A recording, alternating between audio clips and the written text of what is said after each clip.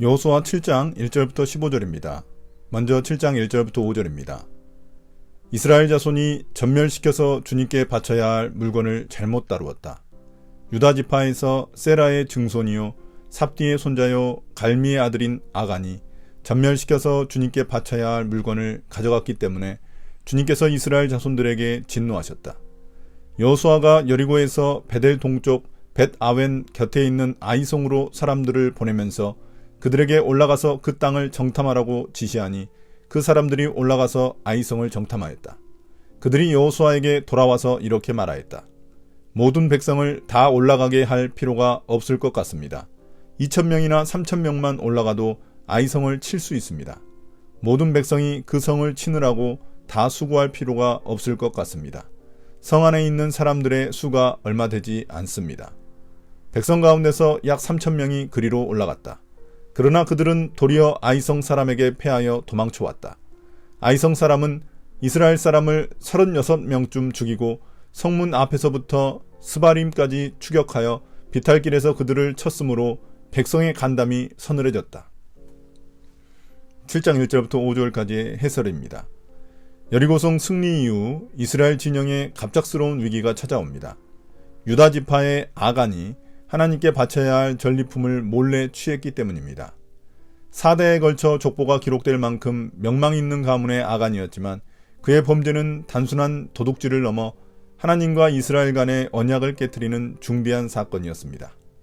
하나님은 이를 개인의 죄가 아닌 공동체 전체의 범죄로 보셨고 그 진노는 곧 아이성 전투에서 드러나게 됩니다. 폐허라는 불길한 의미를 가진 아이성을 앞두고 여호수아는 이전처럼 정탐꾼들을 먼저 보냅니다.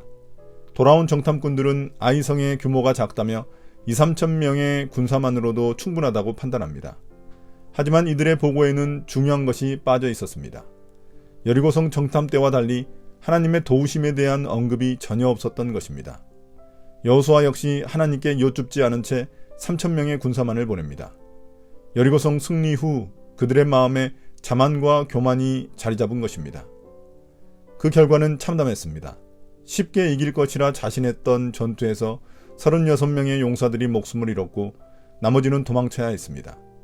한때 요단강을 건너는 모습만으로도 가나안 민족들을 두렵게 했던 이스라엘이 이제는 스스로 두려움에 떨게 된 것입니다. 7장 6절부터 9절입니다. 여호수아는 슬퍼하면서 옷을 찢고 주님의 궤 앞에서 얼굴을 땅에 대고 엎드려서 저녁 때까지 있었다. 이스라엘의 장로들도 그를 따라 슬픔에 젖어 머리에 먼지를 뒤집었었다. 여호수아가 아뢰었다.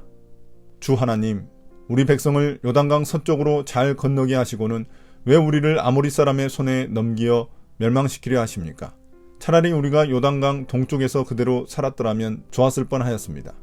주님, 이스라엘이 원수 앞에서 패하여 되돌아왔으니 이제 제가 무슨 말을 할 수 있겠습니까? 가나안 사람과 그 땅에 사는 모든 주민이 이 소식을 듣고 우리를 애워싸고 이 땅에서 우리의 이름을 없애버릴 터인데 주님께서는 주님의 위대한 명성을 어떻게 지키시겠습니까? 7장 6절부터 9절까지의 해설입니다. 아이성 패배 후 여호수아의 모습은 깊은 절망을 보여줍니다. 그는 언약궤 앞에서 옷을 찢고 저녁까지 땅에 엎드려 슬퍼했으며 이스라엘의 장로들도 함께 머리에 먼지를 뒤집어 쓴 채 애도했습니다. 그러나 여호수아의 기도는 예상과는 다른 방향으로 흘러갑니다. 그는 하나님께 원망 섞인 목소리로 따지기 시작합니다.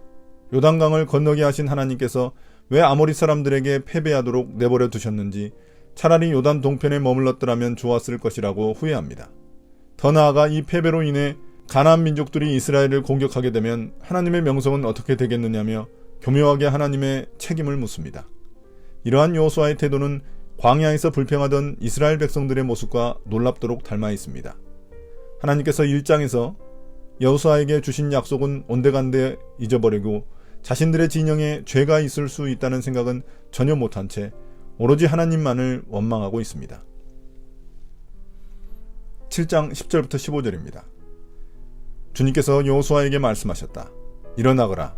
어찌하여 이렇게 엎드려 있느냐. 이스라엘이 죄를 지었다. 나와 맺은 언약, 지키라고 명령한 그 언약을 그들이 어겼고 전멸시켜서 나 주에게 바쳐야 할 물건을 도둑질하여 가져갔으며 또한 거짓말을 하면서 그 물건을 자신들의 재산으로 만들었다. 그래서 이스라엘 자손은 원수를 대적할 수 없었고 원수 앞에서 패하여 물러섰다. 그들이 자청하여 저주를 불러들여서 그들 스스로가 전멸시켜야 할 물건이 되었기 때문이다. 너희들 가운데에서 전멸시켜 나 주에게 바쳐야 할 물건을 없애지 아니하면 내가 다시는 너희와 함께 있지 않겠다. 일어나서 백성을 성결하게 하여라. 너는 그들에게 말하여라. 너희는 스스로 성결하게 하여 내일을 맞이할 준비를 하여라. 주 이스라엘의 하나님께서 이렇게 말씀하신다. 이스라엘아, 너희 가운데 전멸시켜서 주님께 바쳐야 할 물건이 있다. 그것을 너희 가운데서 제거하기 전에는 너희의 원수를 너희가 대적할 수 없다. 너희는 아침에 지파별로 나오너라. 주님께서 주사위로 뽑으신 지파는 가문별로 가까이 나오고 주님께서 주사위로 뽑으신 가문은 집안별로 가까이 나오고 또한 주님께서 주사위로 뽑으신 집안은 장정별로 가까이 나오너라.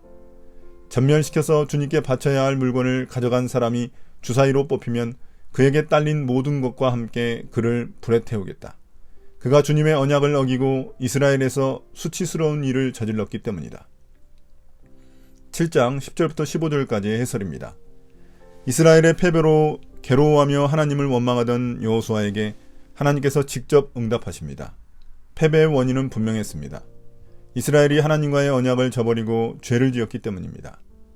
누군가 하나님께 바쳐야 할 진멸할 물건을 훔치고 이를 숨긴 것입니다. 그 결과 이스라엘은 심판을 받아 전투에서 패하고 오히려 자신들이 진멸의 위기에 처하게 되었습니다. 하나님은 이 죄가 해결되지 않는 한 더 이상 이스라엘과 함께하지 않으시겠다고 선언하십니다.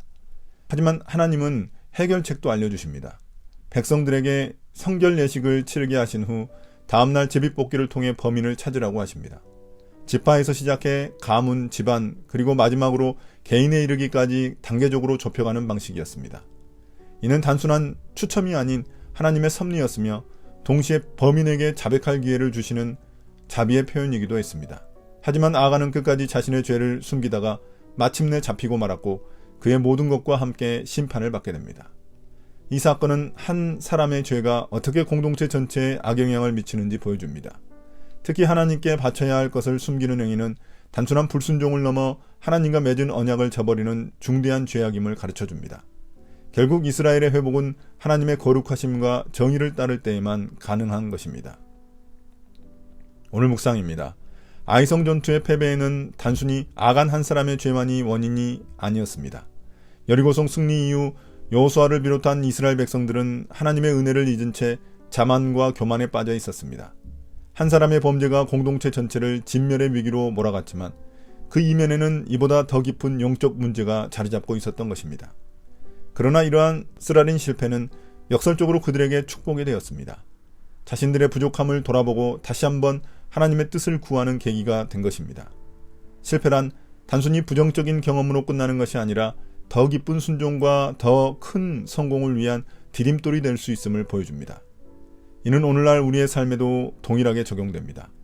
실패와 실수는 하나님과의 관계를 멀어지게 하는 것이 아니라 도리어 그분께 더 가까이 다가갈 수 있는 기회가 될 수도 있습니다. 우리가 실패를 통해 자신을 돌아보고 하나님께 더욱 순종하는 자세를 배울 때 그것은 우리의 신앙을 더욱 성숙하게 만드는 소중한 밑거름이 됩니다.